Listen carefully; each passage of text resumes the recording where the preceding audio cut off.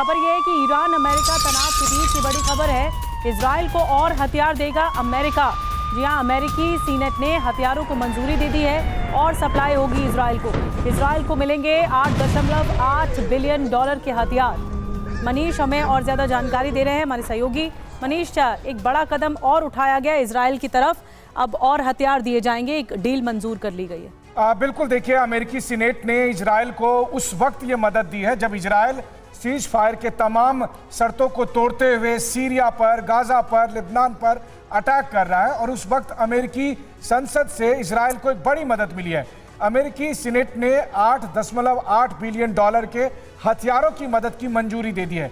इसमें किस तरह के हथियार होंगे? इसमें 35,000 हथियार तो केवल 2,000 पाउंड के बम हैं जो कि इजराइल को दिए जा रहे हैं, और इस तरह से भारी भरकम बम और बारूद के अलावा तमाम दूसरे तरह के 8.8 बिलियन डॉलर के हथियार दिए जा रहे हैं।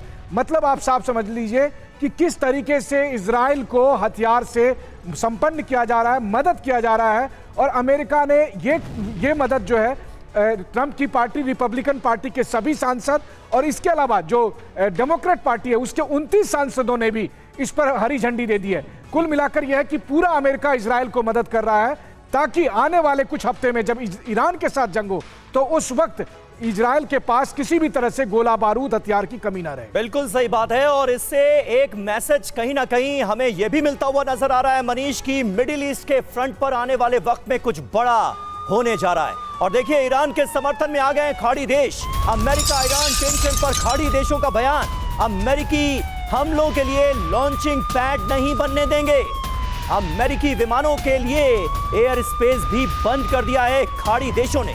अमेरिकी अफसर के हवाले से मिडिल ईस्ट आई का ये दावा सामने आया है खाड़ी देशों के रुख को लेकर।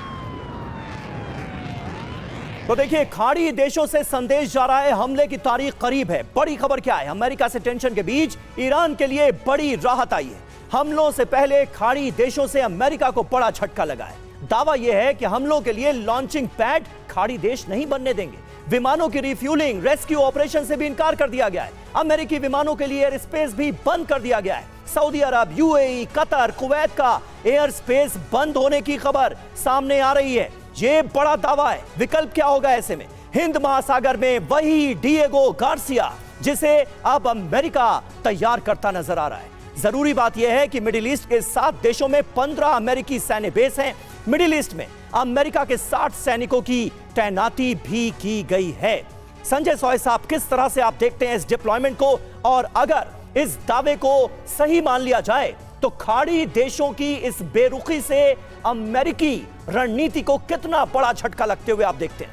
नहीं, बिल्कुल समीर, ये एक बहुत बड़ा चैलेंज बन जाता है अमेरिका के लिए, क्योंकि देखा जाए तो सऊदी अरेबिया, कतार, यूएई, ये अमेरिका के दोस्त रहे। अमेरिका के साथ अमेरिका की बेसिस भी हैं यहाँ पर।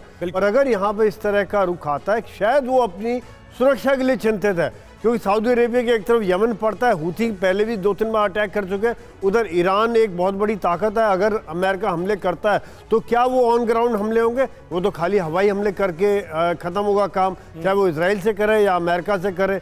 तो on ground, boots on ground नहीं आएंगे वहाँ पर। तो यही कारण है कि शायद ये लोग नहीं चाह रहे होंगे कि बाद में इनके ऊपर परेशानी आए। दूसरी बात यह है कि यही एक कारण ये भी हो सकता है कि जो इजराइल को एडिशनल मदद दी गई, कि इजराइल एक बेस बनता है वहाँ पर जो खुल के अमेरिका के साथ खड़ा होता है, क्योंकि आज इजराइल अगर लड़ाई लड़ पा रहा है वो भी अमेरिका के हथियारों की वजह से लड़ पा रहा है। तो एक इजराइल के द्वारा एक फ्रंट खुला रहेगा कि ईरान को वहाँ से, डिएगो गार्सिया से, इसके अलावा अमेरिका ने अपने एयरक्राफ्ट कैरियर वहाँ भेज दिए हैं।